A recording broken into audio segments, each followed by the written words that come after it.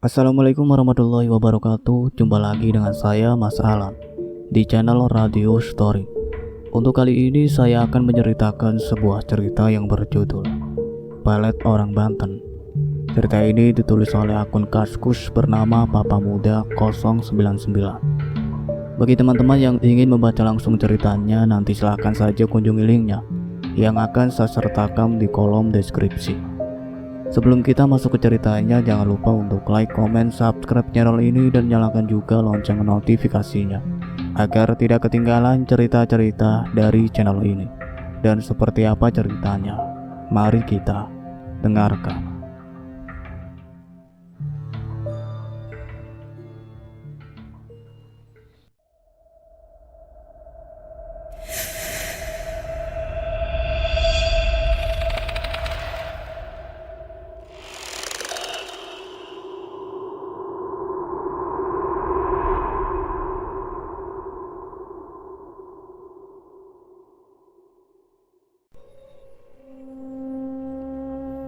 Perkenalkan, aku adalah seorang suami yang saat kisah ini terjadi, tepat berusia 30 tahun. Aku berasal dari Jawa Tengah, tepatnya di sebuah desa kecil yang dikelilingi oleh perbukitan, yang masih termasuk ke dalam wilayah Kabupaten Purbalingga. Aku bekerja di sebuah BUMN sebagai tenaga kerja outsourcing di pinggiran kota Jakarta. Kemudian istriku adalah seorang perempuan Sumatera berdarah Banten. Kedua orang tuanya asli Banten, yang beberapa tahun kemudian keduanya memutuskan untuk bertransmigrasi ke Tanah Andalas bagian selatan. Di sanalah kemudian istriku lahir. Istriku ini sebut saja namanya Rara, bekerja di sebuah pabrik kecil di daerah Kabupaten Tangerang sejak akhir tahun 2016. Istriku karena sudah memiliki pengalaman bekerja di sebuah pabrik besar di wilayah Serang, Banten, maka ia ditawari menduduki jabatan yang lumayan tinggi di pabrik tersebut. Dan alhamdulillah, kami sudah memiliki seorang anak perempuan yang saat ini sudah berusia 8 tahun. Hanya saja dikarenakan kami berdua sama-sama sibuk dalam bekerja, berangkat pagi pulang malam. Jadi semenjak 2016 akhir, anak sematawayang kami ini kami titipkan di tempat orang tuaku di Jawa sana. Oh iya, sewaktu kejadian ini terjadi, kami tinggal di sebuah kontrakan besar dan panjang. Ada sekitar 15 kontrakan di sana. Letak kontrakan kami tidak terlalu jauh dari pabrik tempat istriku bekerja. Jadi, bila istriku berangkat, dia cukup berjalan kaki saja. Itu pun jika istirahat, istriku bisa pulang dan istirahat di rumah. Senin pagi, tanggal 10 Februari 2020. Biasanya, jam 7 kurang sedikit, istriku pamit untuk berangkat bekerja. Tapi hari ini ia mengambil cuti 2 hari, Senin dan Selasa, dikarenakan ia hendak pergi ke Balaraja untuk melakukan interview kerja. Istriku mendapatkan penawaran kerja dari salah satu pabrik yang ada di sana, dan dengan gaji yang lebih besar dari gaji yang ia terima sekarang. Karena hanya ada satu motor dan itu aku gunakan untuk bekerja, ia memutuskan untuk naik ojek online saja. Awalnya aku hendak mengantarnya, tapi jam interview dan jam aku berangkat kerja sama. Akhirnya aku hanya bisa berpesan hati-hati saja kepadanya. Pagi itu kami sempat mengobrol dan berandai-andai jika nantinya istriku jadi untuk bekerja di Balaraja. Kalau nanti bunda jadi kerja di sana, gimana nanti pulang perginya? Kataku agak malas karena memikirkan bagaimana aku harus antar jemput. Nanti bunda bisa ajak satu anak buah bunda dari pabrik lama ya, jawab istriku. Nanti dia bunda ajak kerja di sana bareng, kebetulan rumah dia juga deket di sini juga. Wajahku langsung cerah begitu tahu kalau aku nantinya tidak terlalu repot untuk antar jemput. Siapa emang bun? Tanyaku.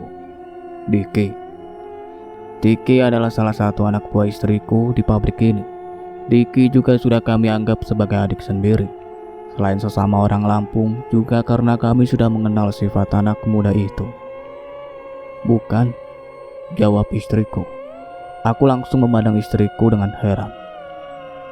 Terus siapa? Sukirman ya, dia anak buah bunda juga, kerjanya bagus, makanya mau bunda ajak buat bantu bunda nanti di sana. Kenapa bukan Dika aja, Bun?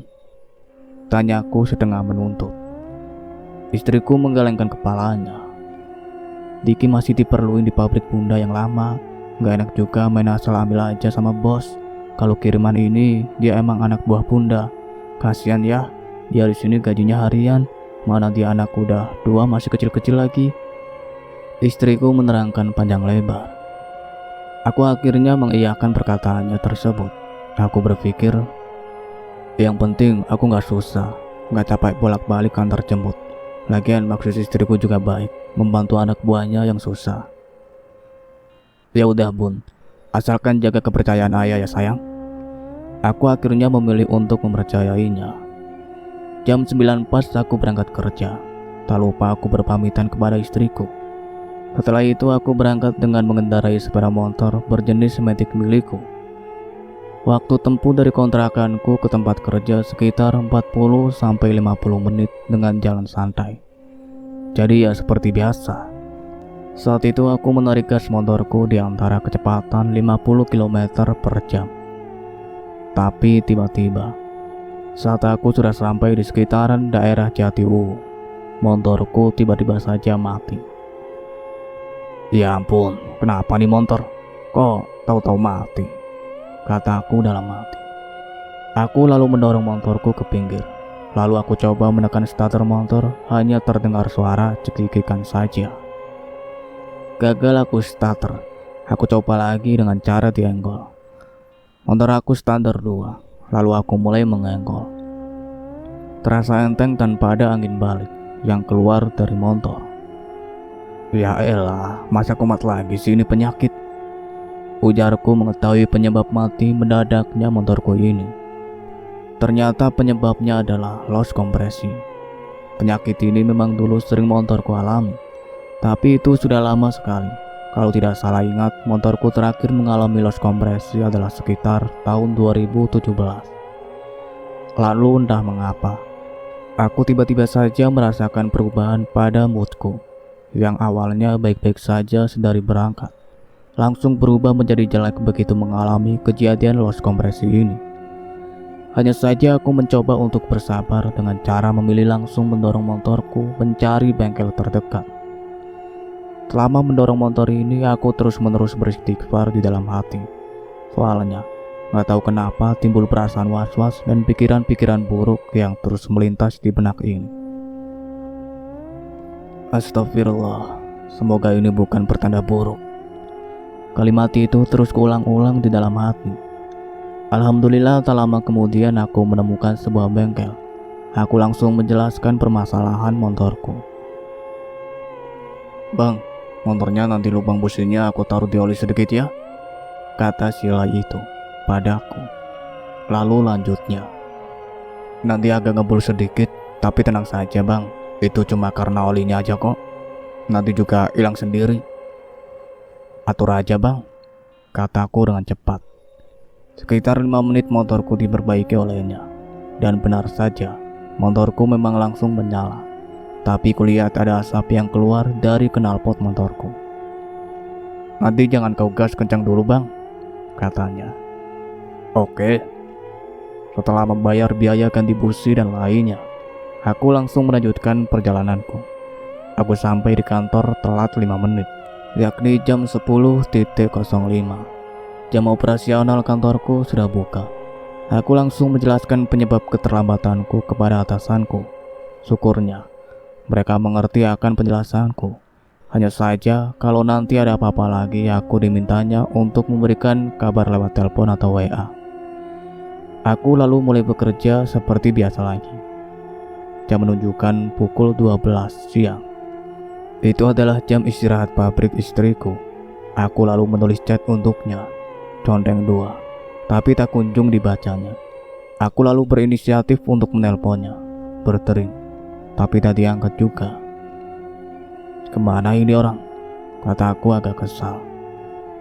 Ya udahlah, nanti juga ngabarin balik, ujarku menghibur diri. jam 13.30 siang. Di saat aku hendak melaksanakan ibadah sholat duhur, HP-ku berdering. Kulihat di sana tidak tertera nama, hanya nomor telepon saja. Nomor siapa ini? Desisku. Awalnya aku malas untuk mengangkatnya, tapi sekali lagi nomor itu meneleponku. Dan entah kenapa, jantungku tiba-tiba saja berdetak lebih cepat. Hatiku langsung merasakan ada sesuatu yang tidak menyenangkan akan aku dapatkan bila aku mengangkat telepon ini. Dengan berdebar aku lalu menekan tombol hijau di HP-ku. Halo, Assalamualaikum, jawabku. Halo, Waalaikumsalam, kata si penelpon. Maaf, ini siapa ya? Tanyaku. Ini saya Mas Sumarno, jawabnya. Oh, Mas Sumarno, kataku. Sumarno adalah laki-laki yang diserahi tanggung jawab untuk mengawasi dan mengurus kontrakan tempatku tinggal. Ada apa ya Mas? Tanya aku dengan jantung berdebar-debar. Maaf Mas sebelumnya, jawab Mas Sumarno. Aku menunggu kelanjutan kalimat Mas Sumarno ini dengan tidak sabar. Lalu penjaga kontrakan kami ini melanjutkan ucapannya. Ucapan yang membuat lututku lemas, tubuhku menggigil hebat. Sebuah ucapan yang rasanya tidak akan terjadi selama aku mengenal istriku. Dari sejak kami berpacaran sampai akhirnya kami menikah. Mas Sumarno berkata, Mbak Rara berduaan sama laki-laki di dalam kontrakan sekarang dan pintu dikunci dari dalam. Dek, mendadak kepalaku pusing, kaki serasa lemas, dengkul seperti kopong. Tak kuat menahan beban, aku langsung duduk di kursi panjang milik Kemol. Halo Mas, suara Mas Sumarno masih terdengar di HP-ku. Dengan agak gagap aku pun menjawab. Iya Mas. Terus gimana ini Mas? Warga sudah mulai ramai di depan kontrakan. Saya masih bisa menahan supaya warga tidak ada yang masuk ke dalam kontrakan. Tapi saya nggak tahu sampai berapa lama saya bisa menahan mereka, ucapnya dengan nada kecemasan. Otakku dipaksa untuk berpikir keras. Aku lalu mengambil sebuah keputusan dengan tergesa-gesa. Tahan supaya jangan sampai warga masuk ke dalam kontrakan Mas. Saya akan segera pulang secepat mungkin. Bilang aja sama warga di situ. Masalah ini akan ditangani secara kekeluargaan oleh saya, suaminya. Oke Mas, tapi tolong cepat ya, ujar Mas Paro. 1 jam dari sekarang saya akan sampai di rumah Mas, kataku cepat, secepat detak jantungku. Setelah memutuskan sambungan telepon, aku langsung bergegas masuk ke dalam kantor. Lalu aku segera menemui pimpinanku. Pak, mohon maaf, bisa bicara sebentar, pintaku ke Pak Vinken, atasanku di kantor. Pak Vinken sejenak menatapku bingung, namun mungkin karena melihat raut wajah dan juga nada suaraku yang tak seperti biasanya, dia pun segera menghentikan pekerjaannya. Setelah kami berhadapan berdua, aku langsung berkata, Maaf Pak, saya izin untuk pulang ke rumah sekarang juga. Pak Vinken mengerutkan alisnya. Loh, memangnya ada apa? Ada laki-laki lain yang berani masuk ke dalam rumah saya Pak, dan sekarang pintu dikunci dari dalam oleh istri saya, kataku. Aku sudah tak sempat untuk memberikan alasan lain lagi. Otakku seolah buntu, yang terpikirkan olehku sekarang adalah bagaimana caranya agar aku bisa cepat sampai di rumah sekarang juga. Mendengar alasanku, Pak Vinken langsung mengizinkan aku untuk pulang. Tak lupa ia berpesan, hati-hati di jalan, jangan mengambil keputusan dengan hati yang panas. Sabar ya Pak. Sejenak nasihat itu masuk ke dalam kepala, tapi nasihat itu seolah lenyap, tak pernah aku dengar. Setelah mendapatkan izin, aku segera menyambar tas dan menyiapkan kunci motor. Sepanjang jalan pulang, jantung dan hatiku terasa sakit. Sungguh aku tak pernah menyangka orang yang selama ini aku kenal luar dalam, orang yang aku percayai 1000%, tega dan bisa berbuat hal seperti itu. Ya Allah, apa salah dan dosaku sampai-sampai kau menimpakan ujian ini di kehidupanku? Keluhku di atas motor yang melaju di atas 70 km per jam. Di sepanjang jalan itu aku terus mencoba berpikir positif, mencoba menerka-reka apa penyebab hal ini terjadi. Tapi semakin aku berpikir, semakin sakit hati ini.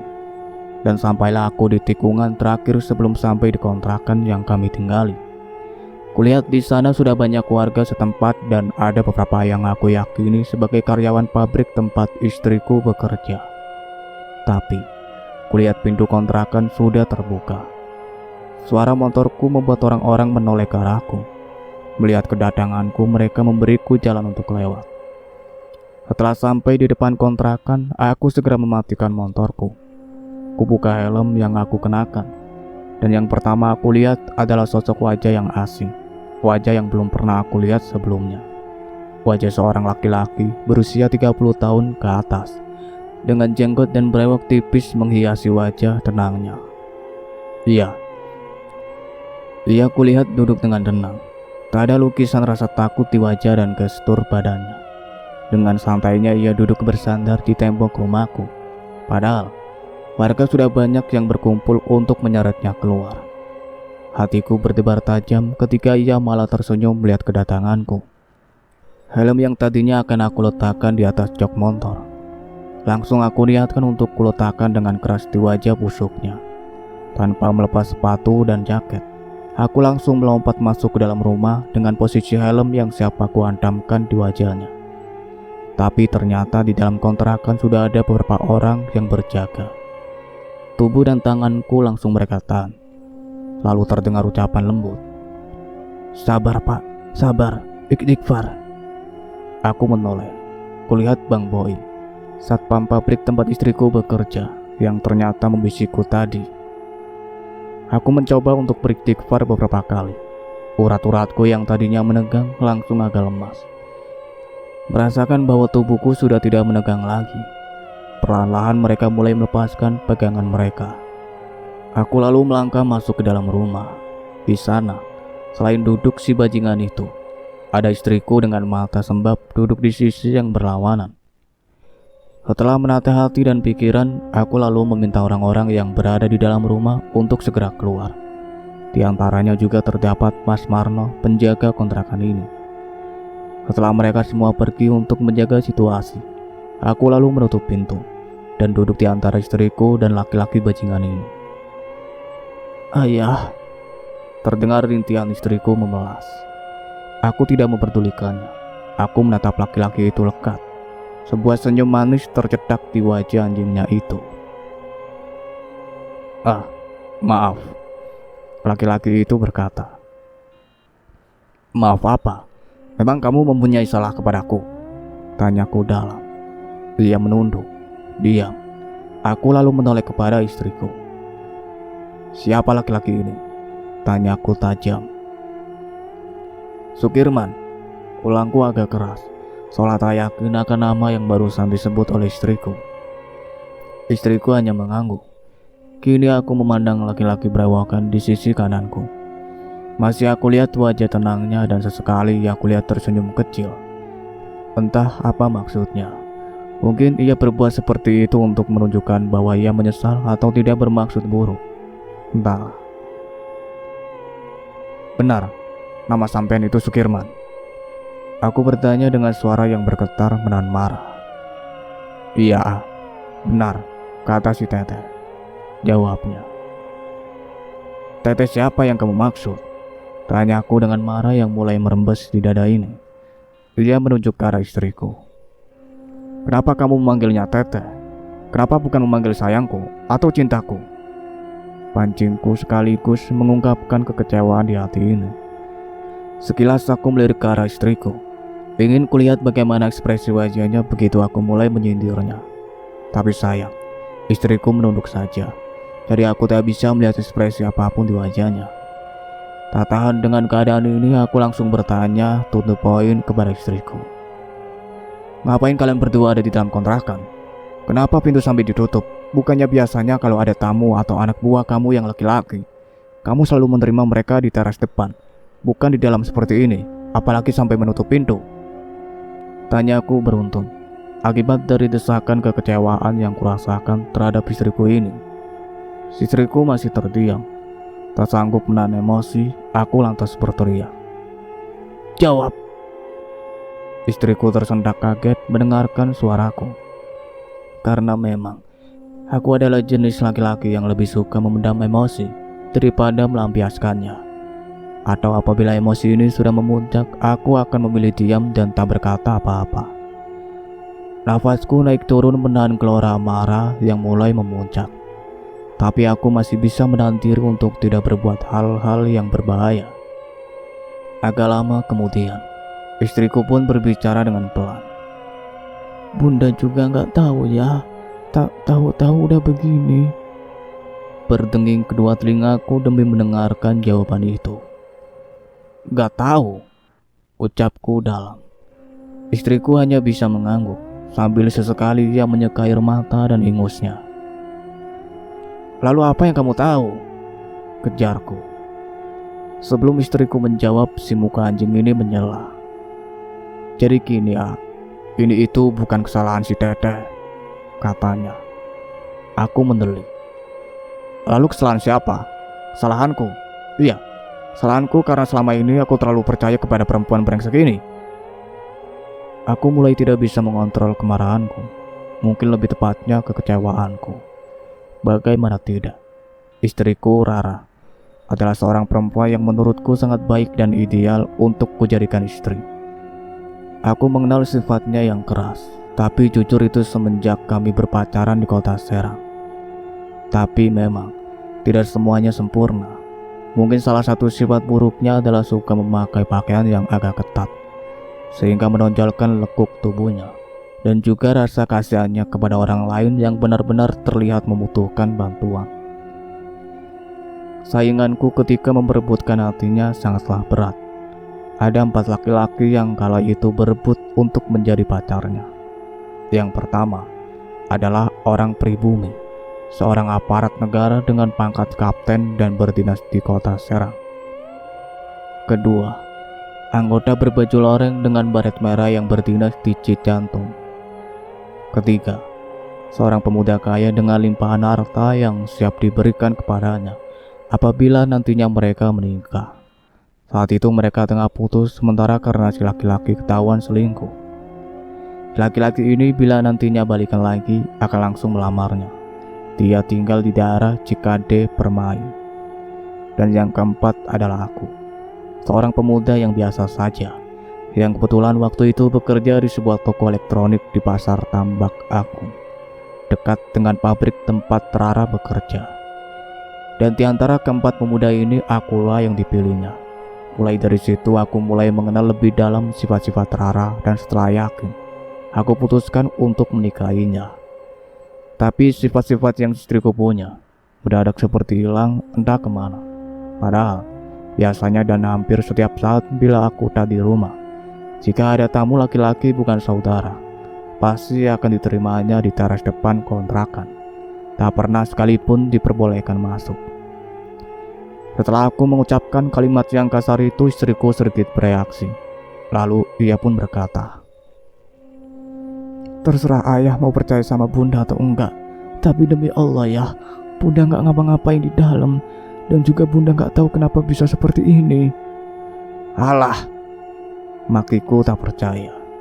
Mana mungkin sih perempuan dan laki-laki di dalam rumah terus tutupan pintu, terus gak punya maksud apa-apa. Lanjutku. Istriku terdiam. Dia hanya sesekali menggelengkan kepalanya, tanda menolak semua tuduhanku. Aku yang tak ingin terjadi apa-apa, lalu berdiri dan membuka pintu. Di sana sudah agak sepi, tak seramai waktu aku datang.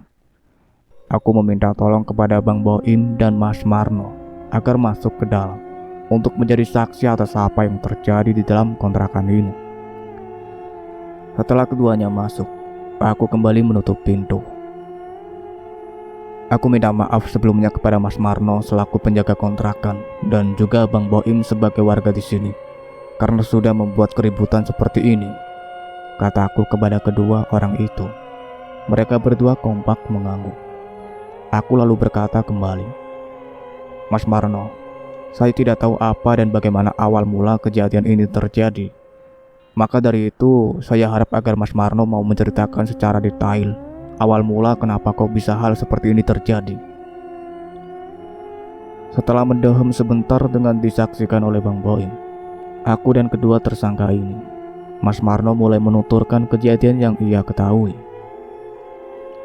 Jadi gini Mas, jujur ya, kalau untuk tahu persisnya itu istri saya yang secara kebetulan melihat dan langsung menghubungi saya.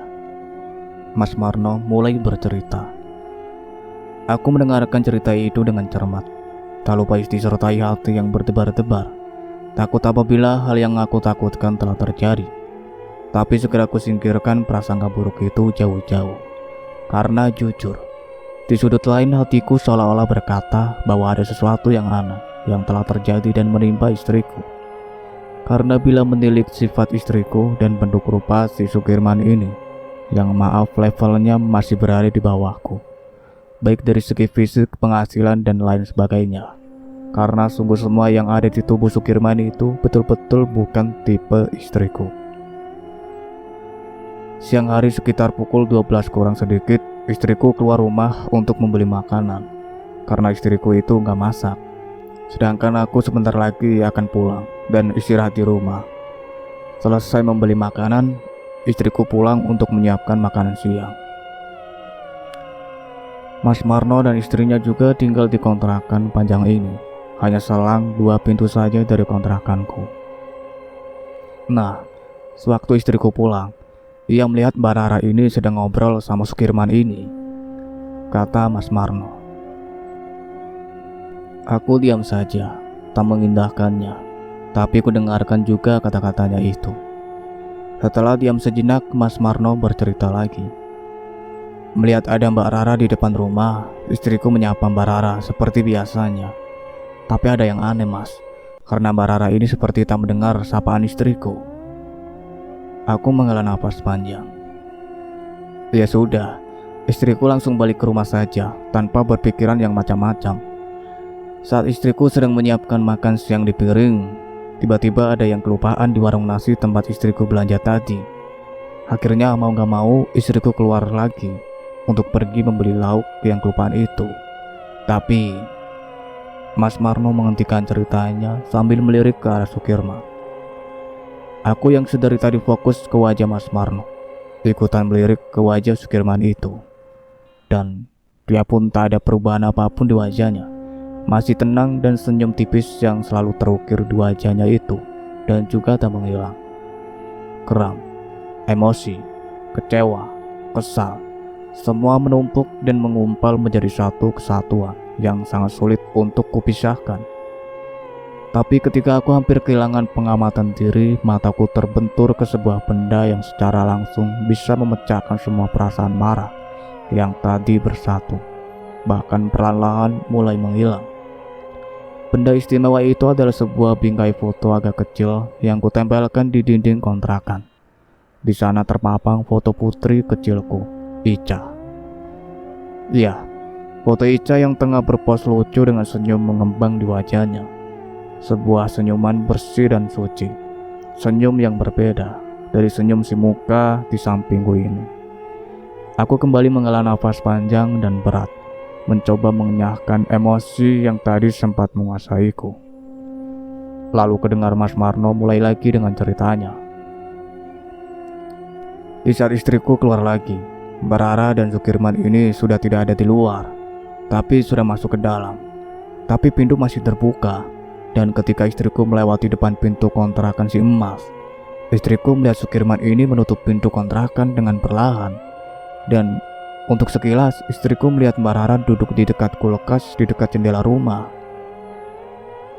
Nah, saat melihat hal itu, istriku lalu memutuskan untuk balik lagi ke rumah dan menelponku di pabrik. Mendengar kabar itu, aku yang waktu itu memang akan pulang ke rumah sesegera mungkin pulang. Pabrik Mas Marno letaknya tak terlalu jauh dari kontrakan kami. Paling hanya butuh waktu 3-5 menit berjalan kaki. Sesampainya di rumah, aku langsung menemui istriku. Setelah mendengar langsung, aku lalu segera datang ke kontrakan Mas ini. Memang pintu ditutup. Aku langsung mengetuk pintu ini. Sepi, tak ada jawaban apapun. Sekali lagi aku mengetuk dengan agak keras, dan itu yang membuat orang-orang yang sedang istirahat di warung ikut berdatangan. Sambil mendengarkan cerita Mas Marno, aku sesekali melirik ke arah istriku yang masih menunduk itu, dan sebuah rasa sakit tiba-tiba menusuk tajam di hati ini. Aku benar-benar tak bisa membayangkan apa yang sedang diperbuat oleh istriku di dalam kontrakan dengan si Sukirman. Mas Marno kedengar mulai berbicara lagi. Setelah aku ketuk-ketuk dan masih tidak ada reaksi, aku lalu menelpon Mas Tadi, dan tak lama setelah kita selesai telepon, pintu dibuka oleh Mbak Rara. Di bawah ini adalah percakapan antara istriku dengan Mas Marno sesaat setelah istriku membuka pintu. Mas Marno melihat raut wajah istriku yang agak pucat, dan di ruang tamu itu ternyata tidak ada siapa-siapa. Tapi Mas Marno tidak segera mempercayai penglihatannya. "Mbak, kata istriku ada laki-laki yang di dalam kontrakan," tanya Mas Marno. Dengan agak gugup istriku menjawab, Enggak ada siapa-siapa kok, Mas." "Masa? Beneran, Mas? Kalau gitu boleh aku cek ke dalam, Mbak?" tanya Mas Marno mendesak. Istriku terdiam. Tanpa menunggu jawaban dari istriku, Mas Marno masuk ke dalam kontrakan disertai oleh beberapa laki-laki. Di antaranya adalah Bang Boim, satpam pabrik istriku yang juga ikut datang karena melihat ada kerumunan orang. Dan ternyata laki-laki itu Sukirman diketemukan bersembunyi di dalam kamar mandi. Sukirman lantas digiring keluar dan disuruh duduk di ruang tamu. Hampir saja warga dan pemuda-pemuda yang berada di luar masuk ke dalam kontrakan dan menarik kedua tersangka ini. Tapi untungnya aku dan Bang Boim dan juga orang-orang yang tadi ikut masuk bisa menahan mereka semua, sehingga hal-hal buruk pun masih bisa dicegah. Aku dan Bang Boim sudah berusaha bertanya kenapa kejadian seperti ini bisa terjadi kepada mereka berdua, kata Mas Marno sambil menunjuk istriku dan Sukirman. Tapi istri Mas hanya bisa menangis dan hanya bisa berkata, "Aku juga gak tahu kenapa bisa begini, Mas." Dan kami juga tidak bisa berkata apa-apa lagi selain mencegah warga untuk tidak masuk ke dalam. Kami lalu memutuskan menunggu si Mas datang, dan ya, Mas datang. Dan seperti inilah kelanjutannya.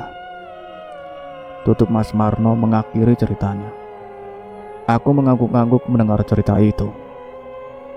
Terima kasih kepada Mas Marno dan juga Bang Boim, tak lupa kepada seluruh warga yang sudah peduli sama keluargaku.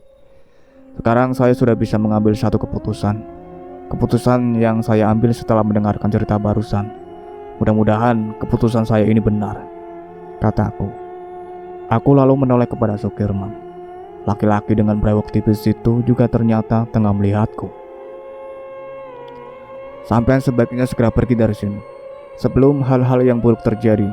Tapi saya pernah dengar dari perempuan brengsek ini," sambil kutunjuk istriku. "Kalau sampean sudah berkeluarga, apa benar?" Sukirman mengangguk. "Iya, sudah. Nah, kalau memang sampean ini sudah punya keluarga, pasti sampean mengerti perasaan aku saat ini. Gini aja deh, gimana perasaanmu kalau suatu saat nanti ada seorang laki-laki berduaan dengan istrimu di saat kamu gak ada di rumah? Gimana?" "Ya, aku akan marah," jawab Sukirman sambil agak menunduk. "Nah, itu kamu mengerti. Lalu kenapa kamu coba-coba untuk berselingkuh sedangkan kamu sendiri gak mau diselingkuhi?" kataku dengan tajam. Sukirman hanya mangut-mangut mendengarkan ucapanku. Ia lalu berkata, "Maafin saya." Ia lalu menjulurkan kedua tangannya untuk bersalaman denganku. Tapi aku tak menggubrisnya. "Ngomong maaf itu gampang, tapi percuma saya bilang maaf kalau hati saya belum memaafkan sampean," ujarku sambil memandangnya. Ia tanpa menarik kembali tangannya. Lalu ia berkata yang ditujukan untuk istriku, "Teh, maafin Kirman ya. Kirman gak tahu kalau akan seperti ini kejadiannya." Dan entah hari setan apa yang merasuki tubuh istriku, ia tiba-tiba saja berteriak ke arah Sukirman, "Puas kamu sekarang, ah? Puas kamu sudah mempermalukanku di depan orang banyak? Pergilah kamu dari sini. Aku tak mau melihat mukamu lagi." Kami semua yang ada di dalam ruangan terkejut melihat reaksi ini. Setelah berkata keras, istriku segera berdiri dan masuk ke dalam kamar. Di sana ku dengar serba sedikit suaranya yang terisak-isak. Sedih juga hatiku melihat keadaan istriku saat ini. Ia yang biasanya kuat dan tegar, tambah sangat tak berdaya hari ini. Tapi aku menepis perasaan ibaku ini. Ku coba untuk mengingat perbuatannya hati ini, sehingga rasa iba itu perlahan menghilang. Kamu dengar kata-kata istriku tadi. Sebaiknya kamu pergi sekarang, kataku memecah kesunyiannya yang tadi datang. Tapi saya mau minta maaf dulu sama AA dan sama Teteh. Sumpah kalau saya dan Teteh tadi itu gak macam-macam, kata Sukirman mencoba untuk meyakinkanku. Kalau kamu gak macam-macam ngapain juga tutupan pintu Emosiku mulai tumbuh lagi mendengar kata-katanya barusan. Sabar mas, sabar, kata Mas Marno sambil duduknya bergeser mendekati tubuhku. Sedangkan Bang Boim tambah diam saja. Tapi entah kenapa, aku merasakan kalau dia juga tengah waspada sepenuhnya. Aku lalu kembali berkata, urusanku denganmu mungkin sudah selesai di dunia ini, tapi urusanku denganmu akan aku tagih di akhirat. Sekarang cepat pergi dari sini sebelum saya ambil golok di belakang. Cepat. Sukirman tambah ragu untuk pergi. Tapi Bang Boim segera berdiri dan menariknya agar segera keluar dari rumah ini. Tak lama kemudian, Mas Marno juga pamit untuk kembali bekerja. Kini aku hanya tinggal berdua dengan istriku yang masih terisak-isak. Aku lalu melihat jam tanganku.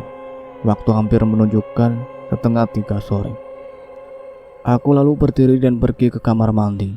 Kulewati istriku yang tengah duduk di tepi ranjang. Ku biarkan saja.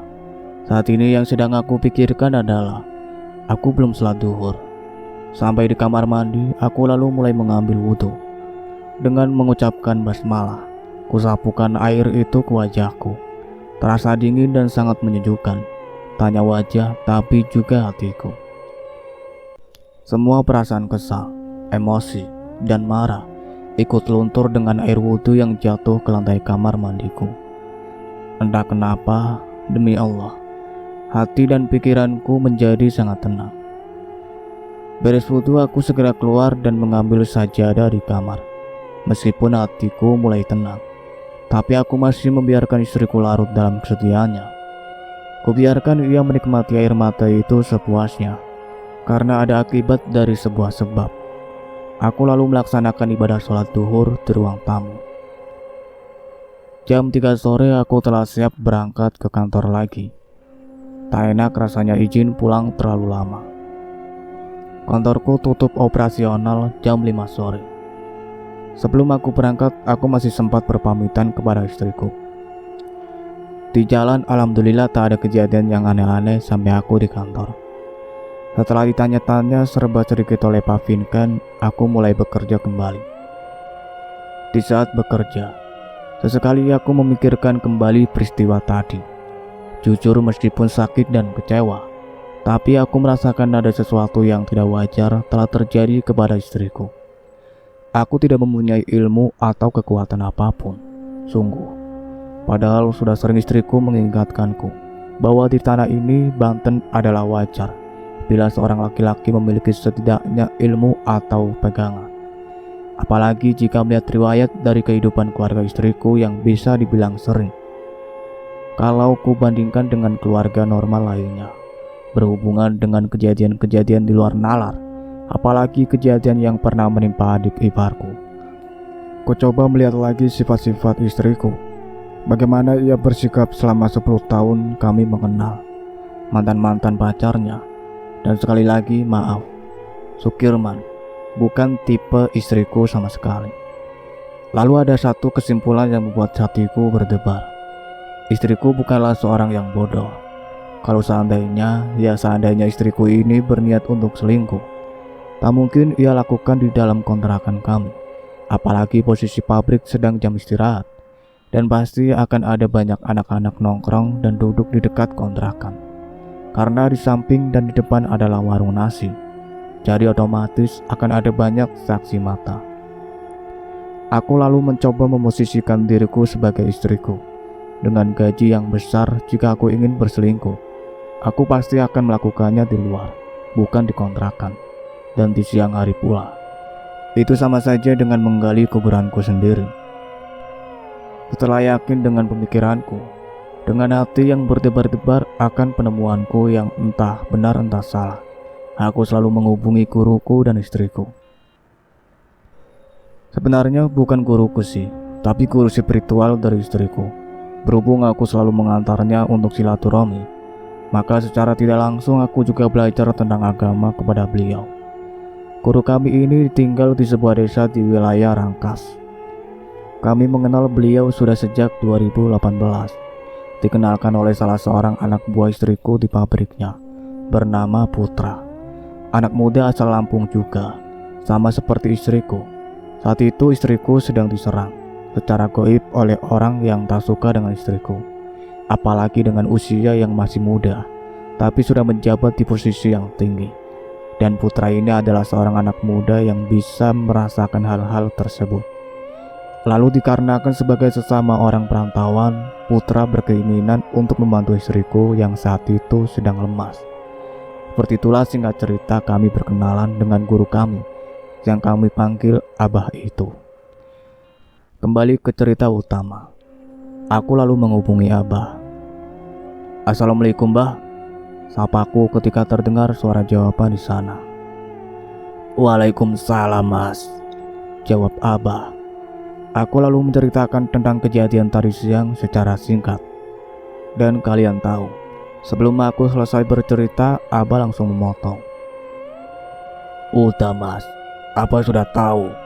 Pokoknya hari ini atau malam ini juga bawa si Eneng kemari. Apapun alasannya, pokoknya harus. Soalnya udah gawat ini," perintah Abah. Aku lalu mengiyakan perintah Abah. Kami lalu memutuskan sambungan telepon. Aku segera chat kepada istriku. "Malam ini kita ke rumah Abah. Jangan kemana-mana. Tunggu saya pulang." Setelah itu ku tekan tanda kirim. Tak lama terdengar pesan masuk. Kubuka dan kulihat istriku membalas, "Iya, Ayah." Waktu kurasakan berjalan sangat lambat. Ditambah lagi dengan perasaan yang terus berkecamuk di hati ini, membuat kerjaanku terganggu. Tapi waktu memang berputar sesuai dengan kodrat Sang Maha Pencipta. Siang dan malam silih berganti sesuai dengan yang digariskan. Gelap akan menggantikan terang, bulan akan menggantikan matahari. Dan begitu pun orang bekerja. Ada berangkat, ada juga pulangnya. Kini selepas maghrib berkumandang, aku segera memacu motorku ke rumah. Setelah terhadang dengan segala kemacetan dan lain sebagainya, aku sampai juga di rumah jam 7 malam tepat. Aku segera mengetuk pintu. Istriku membuka pintu dengan dandanan yang kukira siap untuk berangkat dari rumah kami ke Rangkas. Meskipun rasa marah sudah hilang, tapi kekecewaanku masihlah ada. Aku tak mengindahkan tangannya yang telah terjulur untuk saling. Aku bergegas masuk untuk menunaikan ibadah sholat maghrib yang sudah mepet ini. Selesai sholat tanpa berganti baju, aku langsung memberikan isyarat agar istriku segera naik ke motor. Tak lupa sebelum berangkat ke Rangkas, aku chat Abah terlebih dahulu, memberitahukan bahwa kami baru akan berangkat sekarang.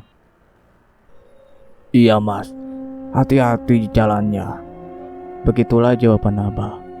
Setelah mengunci pintu kontrakan, kami berdua segera meluncur ke Rangkas, ke tempat guru kami yang sudah bersiap menunggu. Di sepanjang perjalanan, kami berdua membisu. Tak ada sepatah kata pun yang kami ucapkan.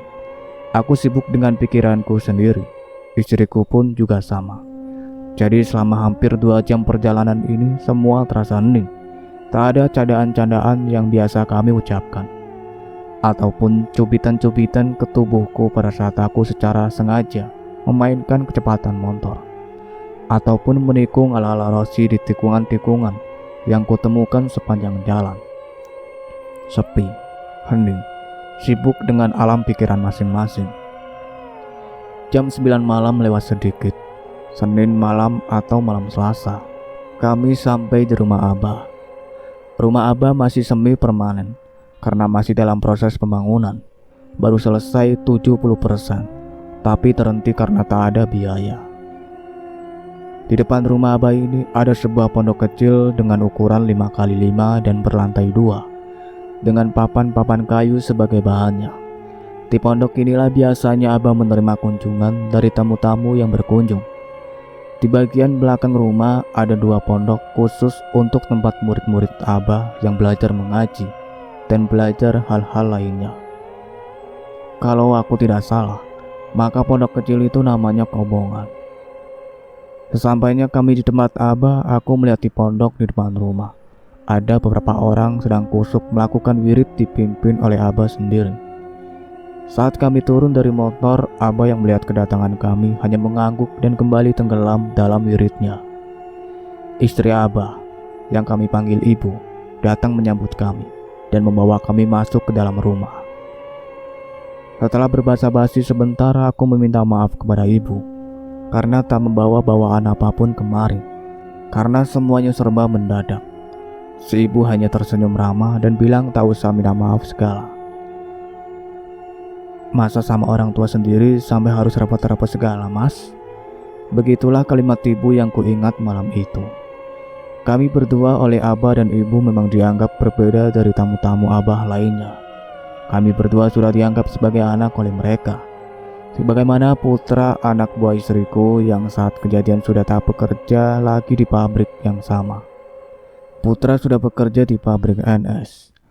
Boleh percaya boleh juga tidak, tapi menurut penglihatan Abah saat kali pertama kami datang, di dalam istriku ini masih ada titisan Ibu Ratu Nyi Roro Kidul. Entah titisannya langsung ataupun dari barang-barang pusaka milik beliau. Karena titisan yang Abah maksud bukanlah titisan darah ataupun roh, tapi intinya masih ada sangkut pautnya dengan Ibu Ratu. Oh iya, ada yang terlupakan. Mungkin aku lupa untuk bilang bahwa meskipun kelahiran Lampung, tetapi ibu dan bapak istriku adalah asli orang Banten. Jadi setelah mertuaku itu menikah, tak lama mereka langsung transmigrasi ke Lampung dan menetap di sana. Di daerah baru itu, dengan cepat bapak mertuaku bisa menjadi salah satu, bahkan bisa dibilang orang yang paling kaya di daerah baru itu. Orang sana, baik penduduk pribumi maupun sesama pendatang, menyebut bapak mertuaku sebagai Jawara Banten. Di saat kami tengah berbincang, tiba-tiba datang salah satu santri Abah. Ia berkata bahwa aku dan istriku dipanggil ke pondokan. Aku dan istriku segera pergi ke pondokan di mana Abah sudah menanti kedatangan kami. Setelah mengucapkan salam, kami lalu naik ke pondokan dan bersalaman dengan Abah. Aku berbasa-basi sebentar dengan Abah. Aku mengucapkan maaf karena tak sempat membawa apapun kemarin, sedangkan istriku masih saja terdiam. Abah hanya tersenyum. Abah lalu mengajak kami untuk naik ke lantai 2 pondoknya. Setelah kami bertiga naik, Abah duduk menghadap ke arah aku dan istriku. Abah mengambil sebotol aqua. Lalu beliau menuangkan air di dalam botol itu ke sebuah gelas. Aku dan istriku disuruhnya meminum bergantian dengan tak lupa mengucap bismillah. Diam sejenak, hening, aku melirik ke arah jam tanganku. Sudah pukul 10 malam lewat. Abah kemudian berkata kepadaku, "Nah, Mas, sekarang coba Mas ceritakan lagi kejadian tadi siang, biar Abah juga bisa lebih jelas mendengarnya." Aku mengangguk. Aku lalu menceritakan kejadian itu dengan sejelas-jelasnya, sesuai dengan yang ku ketahui. "Jadi seperti itu, Bah," ujarku setelah ceritaku berakhir. "Saya sangat kecewa dengannya, Bah. Dia yang hampir setiap waktu menuduh saya caper dengan wanita-wanita lain. Berselingkuh lah, kodain mereka lah. Tapi malah pada kenyataannya, dialah yang ternyata berselingkuh." Istriku kedengar mulai menangis tertahan. Dalam keremangan lampu bolam kecil satu-satunya yang ada di lantai 2 pondokan itu, aku melihat ada air mata yang mengalir di antara kedua pipinya. Jujur, di antara kemarahanku dan kekecewaanku, ada terselip sebuah perasaan puas dan bangga. Karena apa? Karena akhirnya aku bisa melihat istriku yang dalam kesehariannya terlihat sangat angkuh dan yang memiliki harga diri tinggi itu menangis di hadapanku dan tampak lemah tak berdaya. Setelah menarik nafas panjang, Abah lalu gantian bertanya kepada istriku, "Betul nggak, Neng, apa yang si emas tadi katakan? Istriku menggeleng. Enggak Abah, Rara enggak seperti itu. Panas hatiku mendengar jawaban itu. Udahlah, gak usah sok cuci lagi. Gak usah bohong. Kalau kamu itu sudah ketahuan. Banyak saksi mata yang bisa aku panggil kemari. Dasar tukang selingkuh, kataku dengan kasar. Istriku lantas mulai menangis tertahan demi mendengar ucapanku itu. Abah segera mendekatiku dan menepuk-nepuk bahaku. Sabar mas, sabar. Istighfar. Jangan sampai mas terbawa emosi. Mas percayakan sama Abah. Insya Allah Abah bisa bantu. Mas percayakan sama Abah, kata Abah berusaha menenangkanku yang mulai emosi lagi. Mendengar perkataan Abah, aku berusaha menahan diri dan mengucapkan kalimat istighfar berulang kali. Setelah agak tenang, aku berkata kepada Abah, Abah, maaf sebelumnya. Tujuan saya kesini sama perempuan brengsek ini agar saya diberikan petunjuk agar keputusan yang sempat saya ambil tadi siang bisa saya katakan di sini, kataku. Dan saya juga tahu kalau Abah diberikan kepercayaan oleh Allah untuk bisa melihat masa lalu dan masa depan orang lain yang Abah inginkan. Jadi, sebelum perempuan busuk itu bercerita dan berusaha untuk menutup-nutupi ceritanya, dia tahu kalau di depan Abah, dia gak mungkin bisa bohong. Karena kalau dia bohong, Abah pasti sudah tahu. Dan saya minta nanti dia mau bercerita sejujur-jujurnya. Abah mengangguk-angguk tanda mengerti.